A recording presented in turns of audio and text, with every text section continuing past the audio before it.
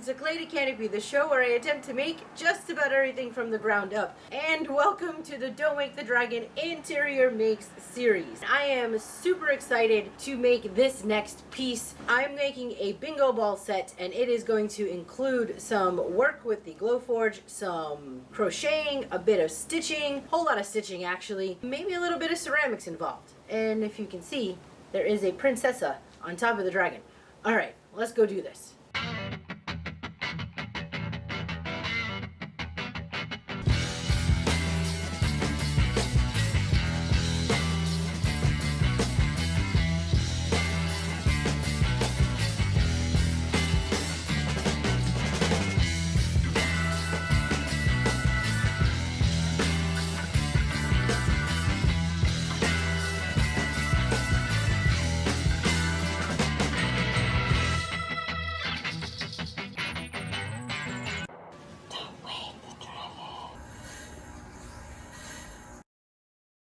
Y'all, this entire bingo project all started with this tiny ball. Last summer when I was working on Evangeline and I was dealing with the body parts, my shoulder blew out and I was laid up for a hot minute. Because my hands always needed to be moving, I chose to reteach myself how to crochet again, and then I was trying to find a way to work that into something dragon related, which led me to bingo. Yeah, it's been a crocheting of 75 freaking bingo balls. It was a whole lot of fun. It gave my hands something to do, but I didn't realize what I was getting myself into. There's a lot more moving parts to a game of bingo than I had originally anticipated. I forgot I needed to make calling cards, and then daubers, and the cage, and all of the other working parts. I'm gonna start off with showing you how I crocheted these little tiny balls. I am almost done. I have about 13 more numbers to do. I got this really awesome kit from Amazon. It came with a bunch of different things. It's a little cheapy, but it was under 20 bucks. For my ball, I am going to be using a hook that is 3 sizes smaller than my yarn because I want a nice tight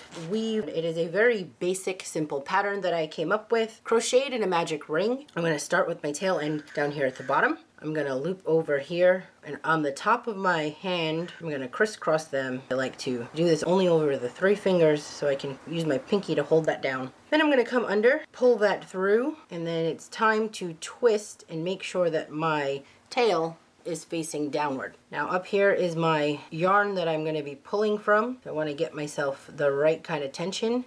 I'm going to come into my loop, pull on through the loop, yarn over, and then pull on through. That's 1 chain stitch. I'm going to do that 6 times. Boom, 2, 3. When I do that, I want to make sure that I didn't accidentally pull in my tail and was using the tail as the bit that I'm pulling through. I've done that a couple times and it messes things up. So always want to make sure that that tail is good and out of the way. And if I did my job correctly, I should be able to pull on this tail. Ooh, and it should scrunch on up, pulling at that ring, closing it in. There it is. That's why it's a magic ring. And now I have the ability to stitch in the round. So I'm going to stick on through that first casting. Make sure I'm not pulling my tail, and I'm going to just do a single stitch. So it's 1 on through, loop over, and pull through.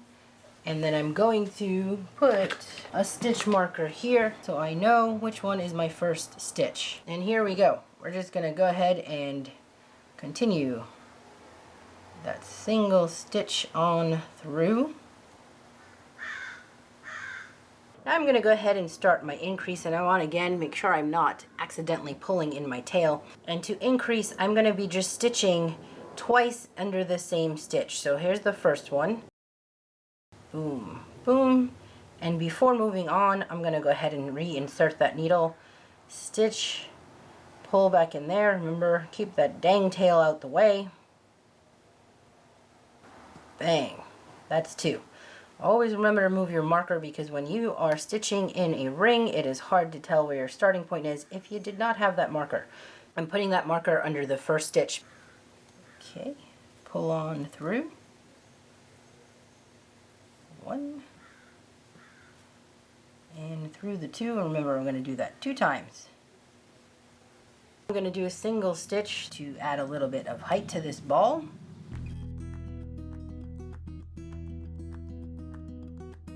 Now I'm going to decrease. So I will be combining 2 of my stitches. You can either decrease from the outside or the inside. Sometimes it's just easier to pull from the outside, so I'm just going to go ahead and put my hook through 1. The normal stitch is 2, and I've been sticking through the 2, right? This time I'm only going to pick up 1. I'm going to pick up the outside one, and on this next stitch I'm going to pick up the outside one on that one, and I'm going to pull through both of those loops. Give myself another yarn over, pull on through, and I now just decreased 2 of those stitches into 1, and I'm going to put my marker here so I can keep track, because I'm going to be doing that 6 times till I end up with only 6 stitches again. Okay, we're ending this, so you're going to leave a little bit of extra and then pull the tail on through, pop this yarn into there, and I'm leaving this here just so I know where I started. I'm going to go on through that stitch. I'm not going to pull anything yet. I'm just going to loop on through like a basic whip stitch into my 6 stitches from the outside edge. 6. Okay, before I pull, I can remove this now because I know that's where I started. I'm going to go ahead and put in my filler. Got some polyfill. Pop that in here. Gotta be careful not to overfill. So if I pull on this, it's gonna go ahead and seal up the hole there, and I will just pop that back into that one in the opposite direction. Go loop on through, give myself a bit of a knot, and then hide the tail. And then I usually just pull through the opposite end somewhere. Give a little bit of a compression snip, and sneaks that tail in there. I'm going to do the same to get rid of this back end. And there you have it. One little crocheted ball ready to go for its numbers. It's a very straightforward process on these numbers. I've just been hand stitching. Some of them are a little wonky. Some of them are much better than others.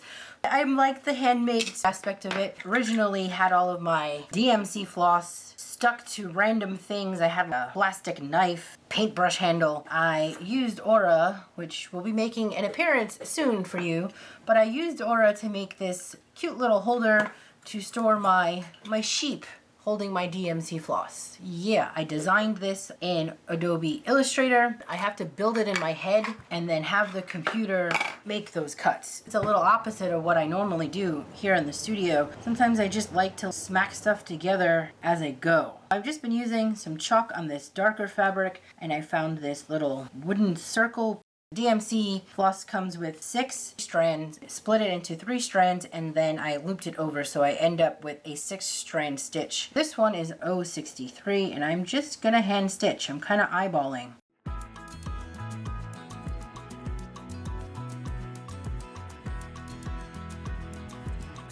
Alright, well let's get that on that one that we just crocheted. And sometimes I use this to hide any weird imperfections. This pattern has been making a little bit of a cone-like shape on some of them, so I've been taking that as an opportunity to sort of smack the too high side down. So let's see, where's my closest edge? I'll go right here.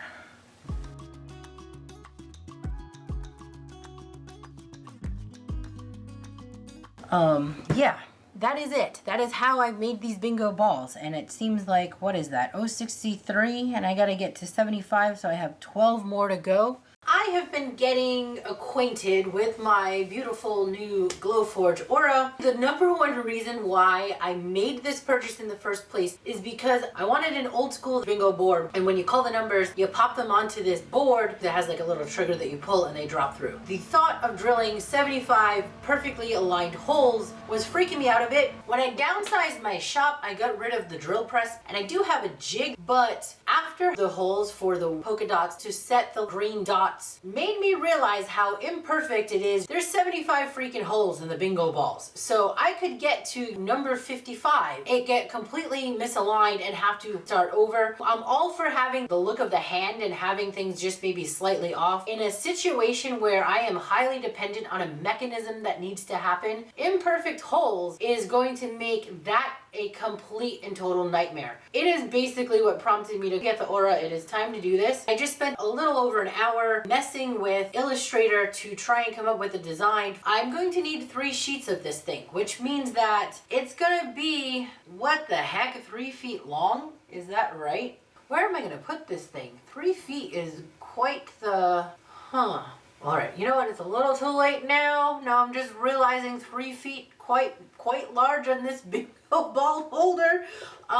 We'll worry about that later. I typed in my letters and adjusting all of my numbers. This is gonna end up getting glued to a frame. When I first uploaded this into the software, these numbers here that you're seeing, it wouldn't read the text. I had to highlight all of these and basically convert them to shapes by doing Control-Shift-O, and it turned them into shapes. We're gonna open up the glowforge desktop, and I am going to input that design. So this works a lot like Cricut, and honestly the dashboard and a lot of this looks very similar to Cricut. I have already uploaded my design and using the same SVG type of things that import. One of the great things about the glowforge though is that it reads this guy right here. It has a camera. It'll read the stock that you put in, which this is their stock. It automatically sets the thing. And once I imported this, somehow it knew that I wanted the circles to be cuts and the lettering to be engraved. But if I didn't, I could come over here and adjust all of those things.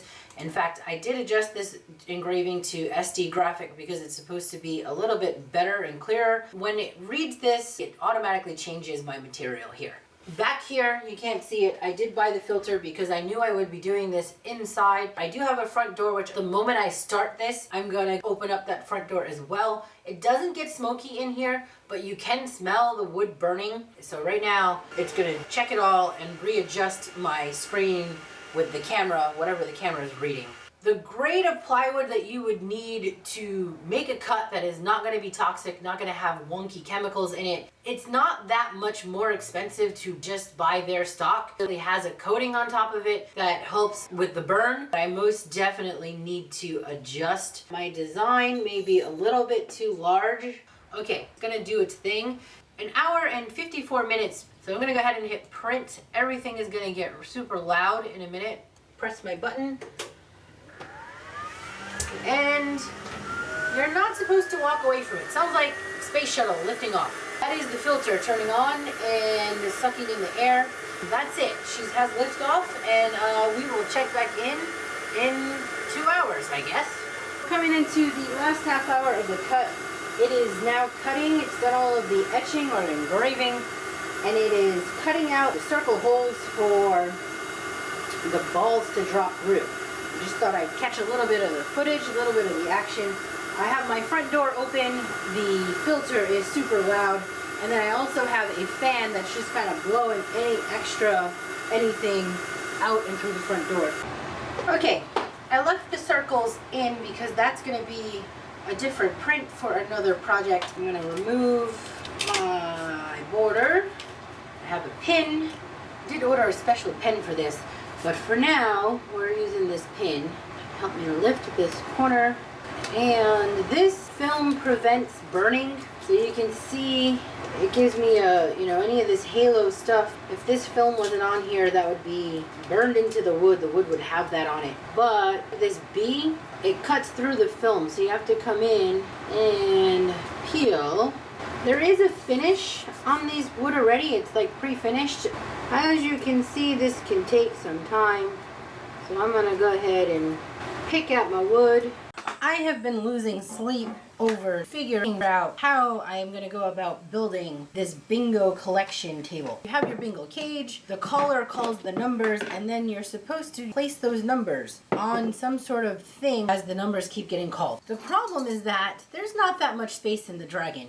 And this turned out to be a lot longer in length than I anticipated. I wanted to have things that can be put away into these bins. I'm going to have to figure out a way to have a collapsible type of situation. It can't stay out all the time. And I also knew that this was going to have this mechanism. There is something sort of mechanism that stops the ball while you're calling the numbers, and then when you're done, it slides out of the way and all the balls are supposed to drop down. That was the mechanism I was really in love with. I think that I finally figured out how I want to do this. I purchased some earth magnets so that I can cut these rails into pieces. They will sort of magnet together. I'm gonna just go to town rigging up what I think will work in terms of this mechanism, and it'll make a lot more sense once I have it kind of put together. But this is one of those things where I'm gonna be building the thing as I go and hoping that it works out the way I need it to work out. This didn't get too far yesterday because what happened was I rigged this all up and I put in the magnet. The magnet was not strong enough on its own, so I had to go run into the glowforge and created a little locking mechanism. Looks like a little puzzle piece, which I designed in Illustrator. That took a couple goes. There's a couple things I'm learning. When you create a file in Illustrator, if you're creating it for a single cut, you have to be really careful about the thickness of the line that you select when you're drawing things out, and one point is actually too thick. If you use a 1 point line, it ends up creating this halo effect and then it double cuts a line. And needless to say, it took several goes and some hours to work out what this little piece was going to be. There are many easier ways, I guess, and many woodworker approach ways with like popping in a peg or adding like these other things that would make these connections happen. But I want to keep in mind that I'm making a unit that I might not be the one who's assembling, right? So the whole point is to have a very simplistic, easy way to assemble this board if I wasn't the one doing it. I cut up a whole bunch of sets. One piece will get glued to the stick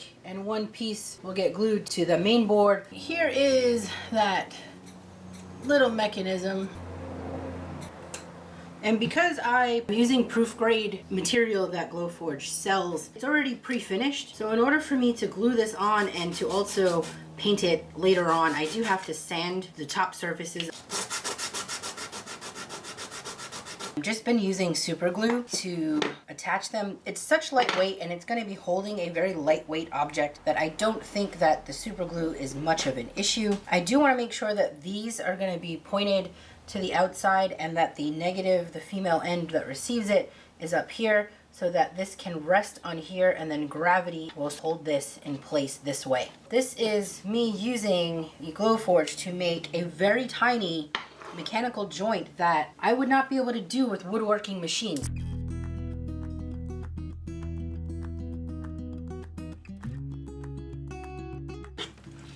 I'm going to be painting everything black. Before I go to town attaching that, I should block sand here. Here's my block.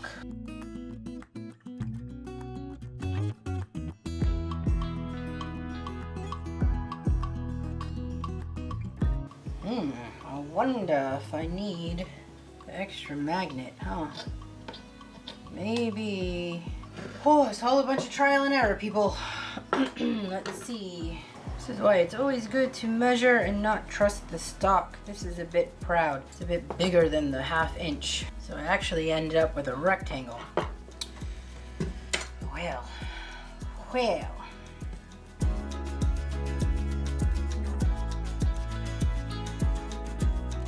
I've been marking these magnets to make sure that I keep the directions in the right way, because if I, whoa, see? If it's not, they will repel. And so I want to make sure when I'm putting them on there that they actually are repelling each other, connecting to each other. But I also want to make sure that the wrong two don't come together. And I think that's inevitably going to not matter. Anyway, never mind. This needs to be labeled somehow. First, let me label the next magnet. Whoa! Then I'm going to figure out what the heck I'm going to label these later. Right now I'm just going to put an M because that's the middle. Probably come up with some sort of easy numbering system.